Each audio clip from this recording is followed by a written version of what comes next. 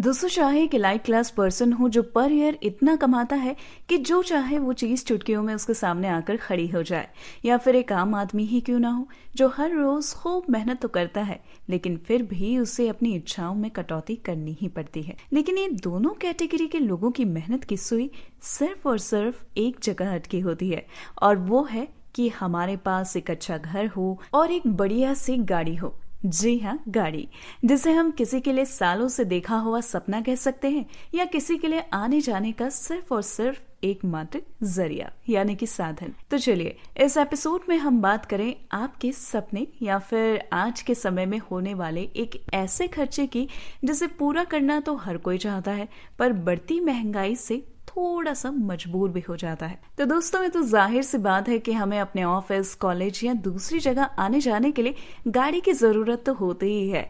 और अब तो आलम यह है कि घर में जितने लोग उतनी ही गाड़ियां। लेकिन घर में बढ़ती हुई गाड़ियों की तादाद आपके बैंक बैलेंस को जरूर घटा सकती है, जिसके पीछे एक ही वजह है, और वो है महंगाई। इस महंगाई के दौर में सूरज निकलने से पहले मार्केट में चीजों के दाम बढ़ जाते हैं। हम हर रोज इसी बात से घबराते हैं कि कल आखिर महंगाई का कौन सा नया रंग देखने को मिलने वाला है। ऐसे में बिना सेविंग्स के चलना बिना हेलमेट पहने गाड़ी चलाने जैसा है। अब दाम बढ़ने की बात हुई है तो बात कर ली जाए उस स्टार की जिसने मौजूदा समय में पूरा शो लूट लिया है। मेरे कहने का मतलब है पेट्रोल।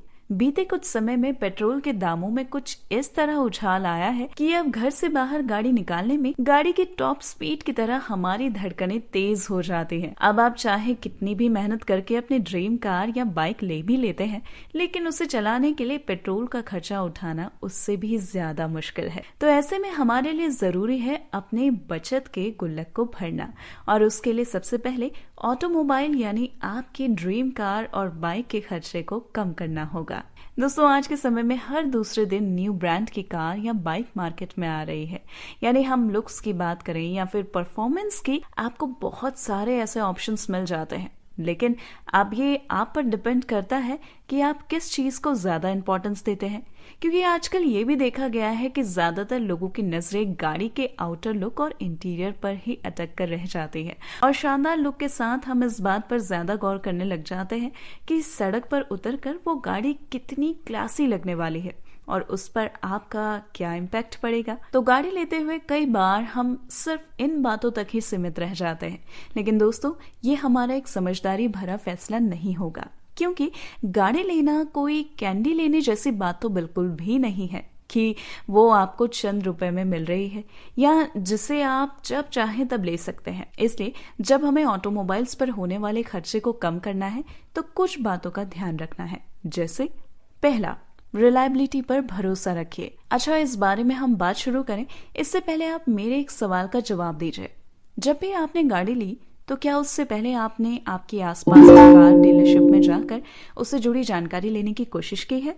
अब शायद इस सवाल पर आप ये भी कह सकते हैं कि रिसर्च करने के लिए पहले वहां जाने की जरूरत ही क्या है, हमें तो ऑनलाइन ही गाड़ी के सभी फीचर्स मिल जाते हैं, हम उन्हें जान लेते हैं। बाकी शोरूम में जाकर ऑनलाइन सर्च करने का ऑप्शन हमारे पास जरूर है, ये बहुत अच्छा भी है, लेकिन उससे आपको गाड़ी की सिर्फ ऊपरी जानकारी मिल सकती है।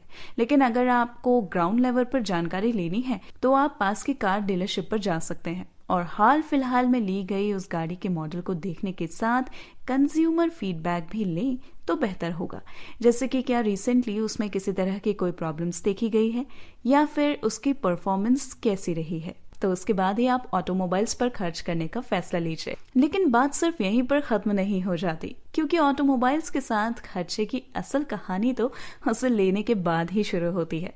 इसलिए अब बात की जाए गाड़ी को लेने के बाद ध्यान देने वाली कुछ खास बातों की, जिसमें सबसे पहले नंबर पर आती है उसकी रेगुलर मेंटेनेंस।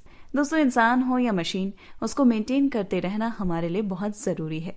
जैसे हमारा time to time hair cut करना भी जरूरी है, या खुद को हेल्दी रखने के लिए एक अच्छी डाइट का लेना जरूरी है। ठीक इसी तरह कोई भी मशीनरी हो, उसे लॉन्ग टर्म तक और अच्छे से काम करने के लिए उसकी मेंटेनेंस करना भी बहुत जरूरी है। तय समय या किलोमीटर पर गाड़ी की सर्विसिंग करवाने से गाड़ी की माइलेज बेस्ट तो रहती ही है, साथ ही साथ गाड़ी भी काफी स्मूथ चलती है। तो आपके घर में गाड़ी है और आप उस पर होने वाले बिना बात के खर्च से बचना चाहते हैं तो इसका सीधा सा एक ही सोल्यूशन है, और वो है आपकी गाड़ी की टाइम टू टाइम मेंटेनेंस। अक्सर यही होता है ना कि हम समय का हवाला देते हैं या फिर गाड़ी को सिर्फ आने जाने का जरिया समझते हैं, उससे ज्यादा और कुछ नहीं।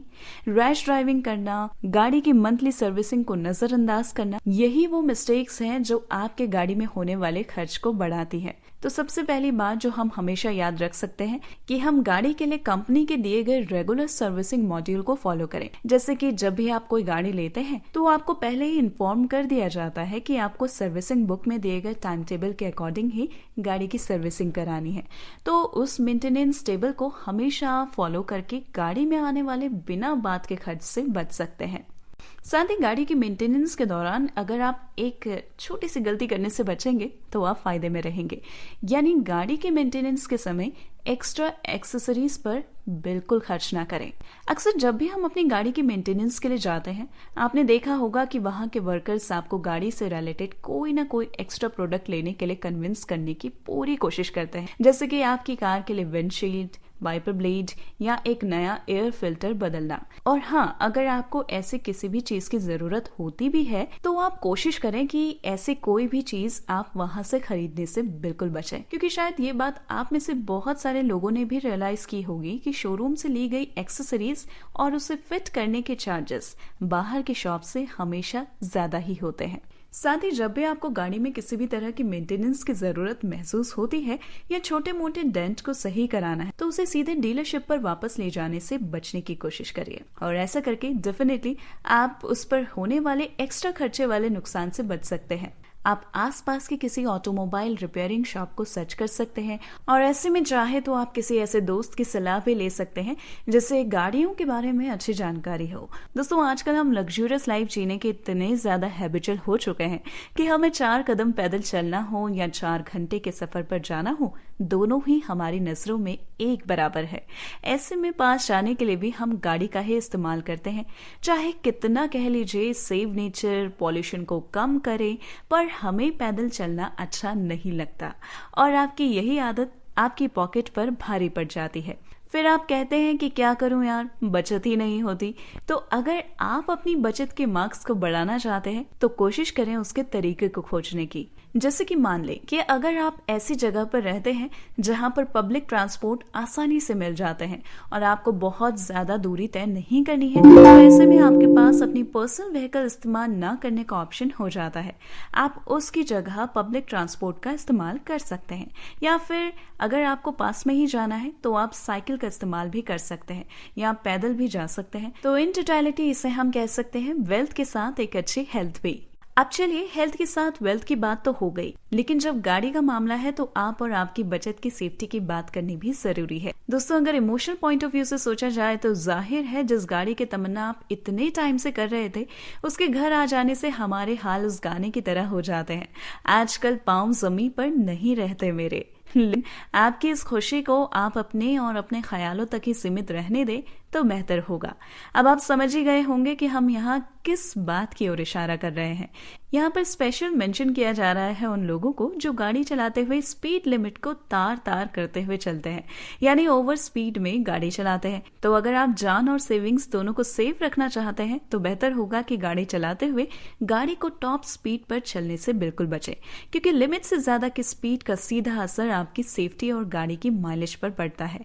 यानी कि आप 60 से 65 की स्पीड में गाड़ी चलाकर बेहतर माइलेज पा सकते हैं और किसी भयंकर दुर्घटना का शिकार होने से भी बच सकते हैं। साथ ही हमें गाड़ी की स्पीड के साथ उसके टायर प्रेशर का भी उसी तरह ध्यान रखना चाहिए जिस तरह से हम गाड़ी के पेट्रोल का रखते हैं। टायर प्रेशर कम होने से इसका असर माइलेज के साथ साथ गाड़ी के इंजन पर भी पड़ता है।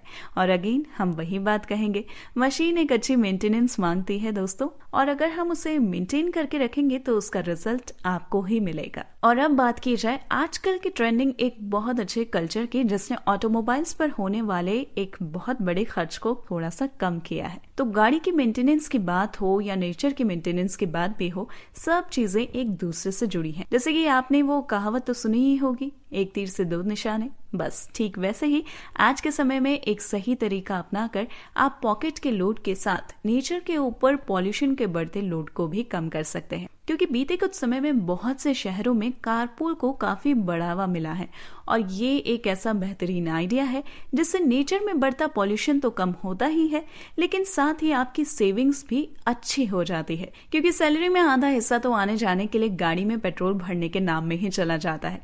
तो आप अपने ऑफिस कोलीग्स के साथ कारपूल के कल्चर को डेवलप कर सकते हैं, जिससे आपकी और आपके कोलीग्स के पॉकेट का लोड डिवाइड हो जाए और आपकी बचत के गुल्लक में एक अच्छा इजाफा हो। तो अगर आप कारपूल को लगातार इस्तेमाल करते हैं तो आप खुद कैलकुलेट करके देखें कि मंथली आपके पेट्रोल में होने वाला खर्च कितना कम हो चुका है।